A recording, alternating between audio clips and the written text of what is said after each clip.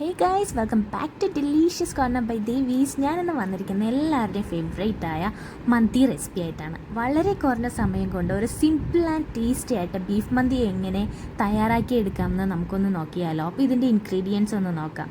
നമ്മൾ ഫസ്റ്റ് മന്തി മസാലയാണ് തയ്യാറാക്കുന്നത്. അപ്പോൾ ഞാനിവിടെ 1/2 കിലോ ബീഫാണ് എടുത്തിരിക്കുന്നത്. കിലോ ബീഫിന് ഞാനിവിടെ 1.5 സവോള എടുത്തിട്ടുണ്ട്, പകുതി ക്യാപ്സിക്കം എടുത്തിട്ടുണ്ട്, ഒരു 5 അല്ലി വെളുത്തുള്ളി, 1 ഇഞ്ച് ഇഞ്ചി, ഒരു 6 തണ്ട് കൊറിയാണ്ടർ ലീഫ് എടുത്തിട്ടുണ്ട്, ബേ ലീവ്സ് 2 എണ്ണം, ഗ്രാമ്പു 4 എണ്ണം, ഒരു 2 പട്ട, 3 ഏലക്ക എടുത്തിട്ടുണ്ട്, 1/4 ടീസ്പൂൺ കൊറിയാണ്ടർ സീഡ് എടുത്തിട്ടുണ്ട്, 1/4 ടീസ്പൂൺ ചെറിയ ജീരകം, 1/2 ടീസ്പൂൺ വലിയ ജീരകം, കുരുമുളക് 1/4 teaspoon, 1 table spoon ginger garlic paste എടുത്തിട്ടുണ്ട്. ഇനി നല്ലോണം ഒരു ചൂടായ പ്രഷർ കുക്കറിലേക്ക് നമുക്കൊരു 2 ടേബിൾ സ്പൂൺ ഓയിൽ ഒഴിച്ചു കൊടുക്കാം. എന്നിട്ട് നമുക്ക് ഈ സ്പൈസസ് ഒക്കെ ഒന്ന് ഇട്ട് നന്നായി ഒന്ന് വഴറ്റിയെടുക്കാം.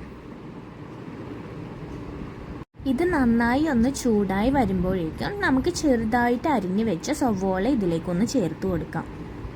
സവോള സോഫ്റ്റ് ആവുന്നത് വരെ നമുക്കൊന്ന് ഇളക്കി കൊടുക്കാം. നന്നായിട്ട് ബ്രൗൺ കളർ ആവണ്ട, ജസ്റ്റ് ഒന്ന് സോഫ്റ്റ് ആയാൽ മതി. സോഫ്റ്റ് ആവുന്ന വരെ ഒന്ന് നന്നായി ഇതെല്ലാം കൂടി ഒന്ന് മിക്സ് ചെയ്തെടുക്കാം. അതിനുശേഷം ഇതിലേക്ക് ഒരു 1 table spoon ginger garlic paste ഇട്ട് കൊടുത്ത് അതും നന്നായി മിക്സ് ചെയ്ത് കൊടുക്കുക.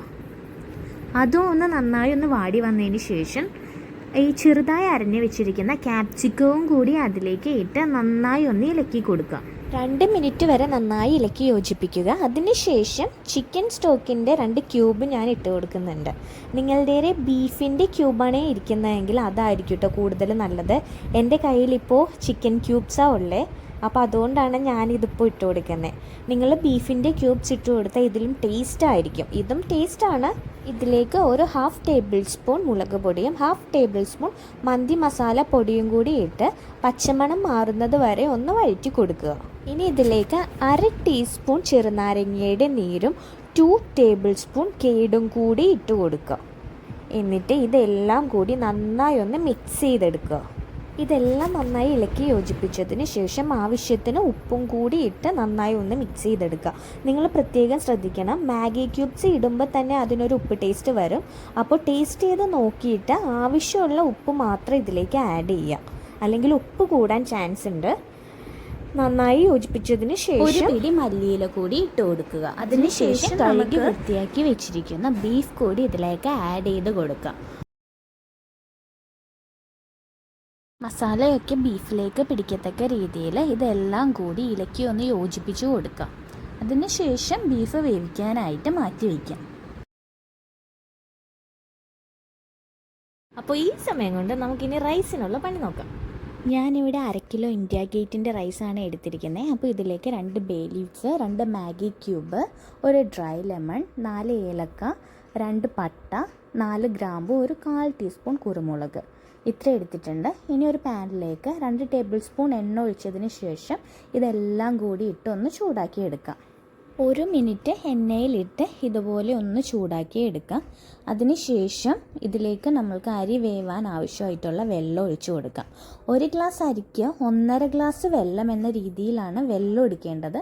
വെള്ളത്തിൻ്റെ അളവ് പ്രത്യേകം ശ്രദ്ധിക്കണം, അല്ലെങ്കിൽ അരി വെന്ത് പോകാൻ ചാൻസ് കൂടുതലാണ്. 1 ഗ്ലാസ് അരിക്ക് 1.5 ഗ്ലാസ് വെള്ളം, ആ ഒരു രീതിയിൽ എടുത്താൽ മതിയാവും. നിങ്ങൾ ഏത് ഗ്ലാസ്സിലാണോ അരി എടുക്കുന്നത് ആ സെയിം ഗ്ലാസ്സിൽ തന്നെ 1.5 ഗ്ലാസ് വെള്ളം ഒഴിക്കുക. അപ്പോൾ കറക്റ്റായിട്ട് കിട്ടും.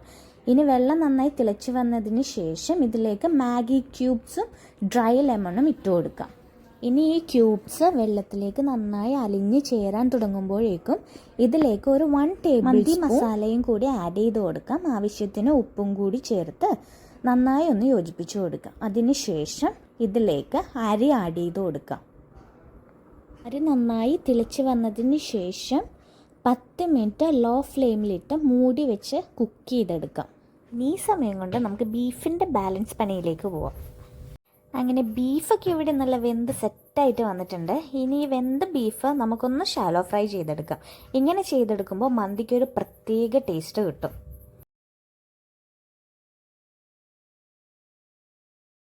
ഇനി ഒരു പോട്ടിലേക്ക് കുക്കറിൽ നിന്ന് ഒരു പകുതി ഗ്രേവി എടുത്തിട്ട് ഒന്ന് സ്പ്രെഡ് ചെയ്ത് കൊടുക്കുക.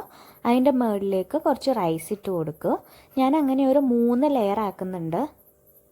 ഇനി ആ ലെയറിൻ്റെ മുകളിലേക്ക് കുറച്ച് ഫുഡ് കളർ ആഡ് ചെയ്ത് കൊടുക്കാം.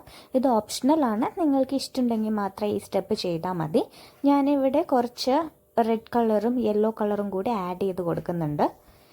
ഇനി അതിൻ്റെ മുകളിലേക്ക് നമുക്ക് ഫ്രൈ ചെയ്ത് വെച്ചിരിക്കുന്ന ബീഫിൻ്റെ പീസ് എടുത്ത് ഒന്ന് വെച്ച് കൊടുക്കാം. ഒരു 4-5 പച്ചമുളകും കൂടി ഈ കാണുന്ന രീതിയിൽ ഒന്ന് വെച്ച് കൊടുക്കുക.